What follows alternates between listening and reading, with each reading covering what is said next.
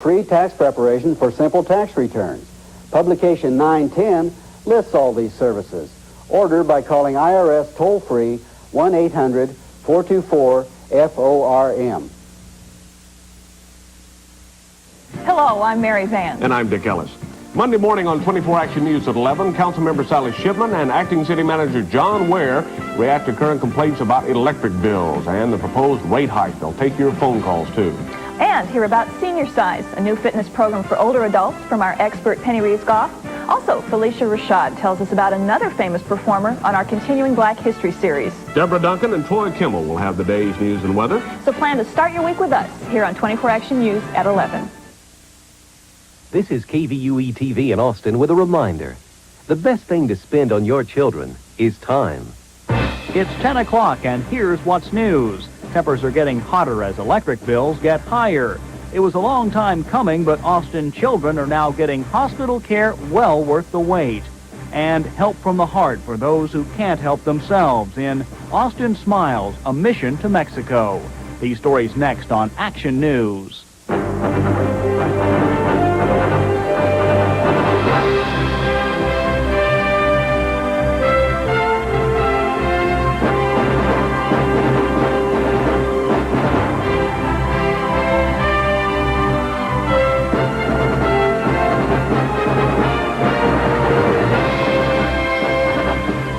Good evening. As Austin Electric customers' bills increase, so does their blood pressure. And for the past week, angry customers have been venting their frustrations on the Austin Electric Utility Commission. As Ann Wentworth shows us, those tempers were flaring again today at a meeting held by the group Public Citizen.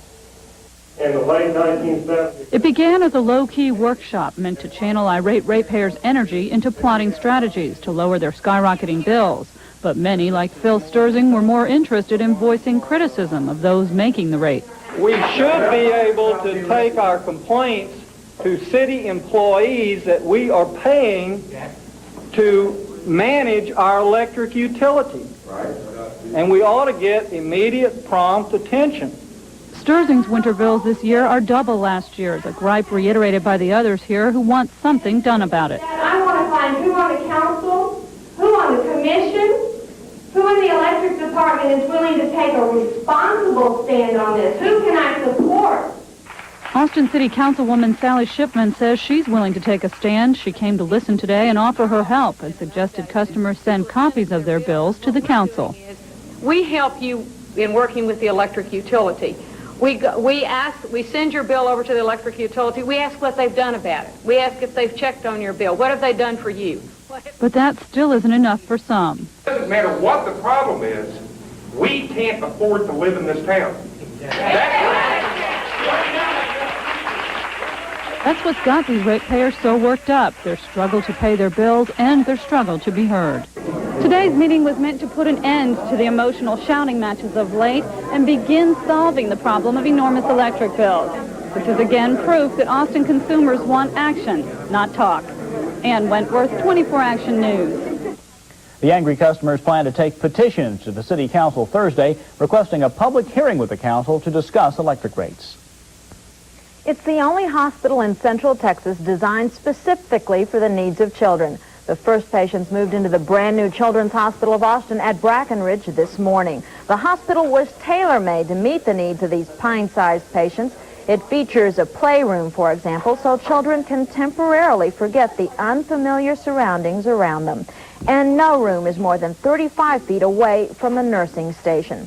Because of special features like this, Brackenridge officials are calling the new Children's Hospital a giant step for pediatric care in Austin. Months ago, it was just a dream. Today, the dream is a reality for the group of Austin doctors and nurses who make up Austin Smiles. Their dream is to reconstruct the mouths of children needing cleft palate surgery and to make their services available to other people needing plastic surgery in countries where this medical specialty is rare. A trio of Austin hospitals and several surgical supply companies donated the necessary equipment for the medical trip, and finding physicians and nurses willing to provide their skills free of charge was no problem. The small Mexican town of Hidalgo del Parral is the first stop for this dedicated medical group. Judy Maggio takes us along as Austin Smiles makes a mission to Mexico.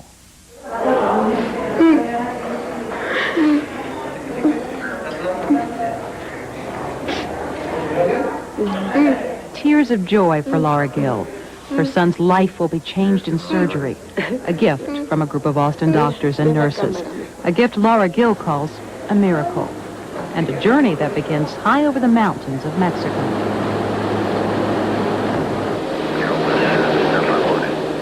There are still miles to go before this surgical team and its medical supplies reach a mountain clinic in Hidalgo del Parral, Mexico. Even after the plane trip, there was a 3-hour ride through the rolling countryside to the city commonly called Parral. Our idea was to come down fully prepared to furnish everything that we needed in terms of doctors, nurses, anesthesia, and equipment, because we just didn't know what sort of problems we might run into. So our philosophy was that we should have everything, hopefully, that we needed in order to do the job that we came to do. Esa, póngalo en la cuarto de central supply. El centro. Es una máquina para la anesthesia. Language isn't a problem. Several of the doctors and nurses are fluent in Spanish. 6 months she had her lip repaired, and then at 4 years she had a palate repaired. completo? Yes, it was complete. And she's had her lip repaired. The mayor of Parral speaks to the Austin Smiles team over breakfast one morning. His gratitude comes from the heart. Aquí hay muchos problemas de tipo económico, de todo tipo de dificultades. Sin embargo, estamos luchando por superarlos.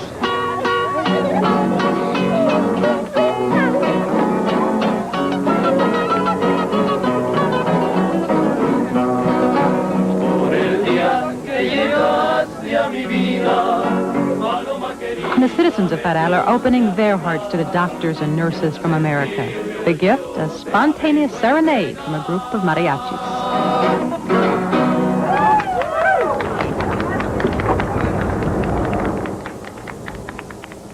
200,000 people live in this mostly Catholic community. Many pin their hopes and dreams on the graces of the saints.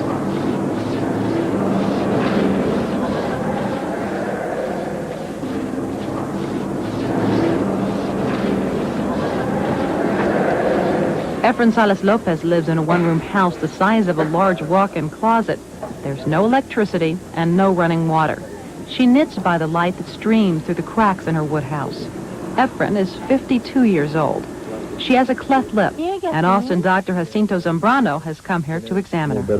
Me da mucha vergüenza, hija, porque muchos niños me gritan, me dicen cosas porque tengo la boca así, y a mí me da mucha vergüenza porque me dicen así. Y por eso ahora les digo, y ahora sí quiero pues, que me operen, porque ya me da mucha vergüenza.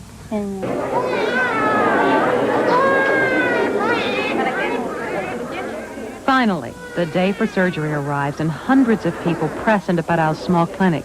Efren's in the crowd. She's a good candidate. Surgery is scheduled for later in the day. Meantime, the doctors evaluate nearly 100 other patients. And if we could open the mouth, we'll see that the palate is cleft right in the front. But that's nice, it's not cleft all the way back. Some are turned away. We might keep him here around to see how our scheduling goes, but I think that we're probably going to have a lot more, from what I see this morning, a lot more urgent cases. Okay. He's my life, he's my heart, he's my, my everything.